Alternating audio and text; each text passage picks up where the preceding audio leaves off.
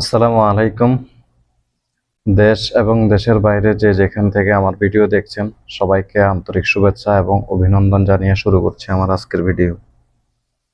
তো আজকে আমি একজন প্রবাসী হিসেবে আমার অনুভূতিগুলো আপনাদের কাছে অভিজ্ঞতা এবং অনুভূতিগুলো শেয়ার করব।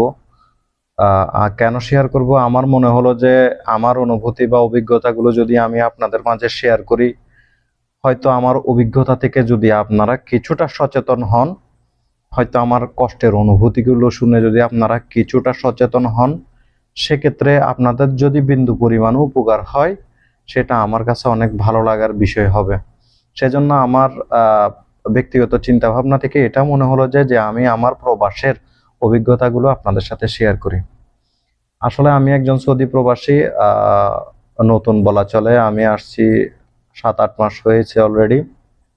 কিন্তু দুঃখের বিষয় হলো, প্রবাসে আসার আগে যে রঙিন একটা ঘুরের ভিতরে ছিলাম, বিদেশ চলে আসবো, বিদেশে এসে এখানে কারি কারি টাকা কামাবো, নিজের ভাগ্য পরিবর্তন করব।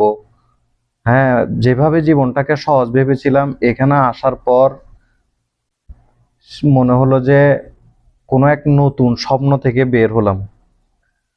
বিদেশ আসার আগের কল্পনার বিদেশ আর আসার পরের বাস্তবের বিদেশ, অভিজ্ঞতার বিদেশ। ওই যে দেখতেছেন আকাশ, আকাশ আর জমিনের মধ্যে যে এরকম পার্থক্য, তার থেকেও বেশি পার্থক্য মনে হচ্ছে বা হবে আপনাদের। আমি আসছি আজকে ৮ মাস হয়ে গেছে, কিন্তু এখনো ইকামা পাই নাই, রেসিডেন্সি কার্ড পাই নাই, ৩ মাসের বেতন পেন্ডিং। বাংলাদেশে অনেক সুযোগ সুবিধা আছে, আপনি ইচ্ছে করলে যে কোনো ক্ষুদ্র ব্যবসা করতে পারবেন উইদাউট রুল। কোনো রুল আপনাকে মানতে হবে না, আপনি ইচ্ছে করলে রাস্তায় ঝালমুড়ি বিক্রি করতে পারবেন, আপনার কোনো সরকারি পারমিশন লাগবে না। আপনি চাইলে যে কোনো ক্ষুদ্র ব্যবসা করতে পারবেন, রাস্তায় ক্যানভাসারি করতে পারবেন, যে কোনো একটা ব্যবসা হাতে করে গেঞ্জি কয়েকটা নিয়ে বিক্রি করে টাকা ইনকাম করতে পারবেন, আচার বিক্রি করতে পারবেন, ঝালমুড়ি, চটপটি, ফুচকা, আইসক্রিম বিক্রি করতে পারবেন, আপনাকে কেউ কিছু বলবে না। কিন্তু ভাই, এখানে সৌদি আরব, এখানে সৌদি আরব না, নট অনলি সৌদি আরব, মধ্যপ্রাচ্যের প্রায় সবগুলা দেশের ভিতরে টাকা কামানো অনেক বেশি টাফ ব্যাপার ভাই। কিন্তু যদিও এখানে টাকার মানটা বেশি, বাংলাদেশের চাইতে টাকার মানটা অনেক বেশি। অনেক বেশি হওয়ার পরেও ভাই এদেশের টাকার মান যেমন বেশি, ঠিক তেমনি অন্যের পকেটের টাকা নিজের পকেটে আনা যে কত বড় একটা যুদ্ধ এবং সংগ্রাম করতে হয়, সেটা আমার মতো বা আমাদের মতো যেখানে প্রবাসী আছে তারাই বলতে পারবে।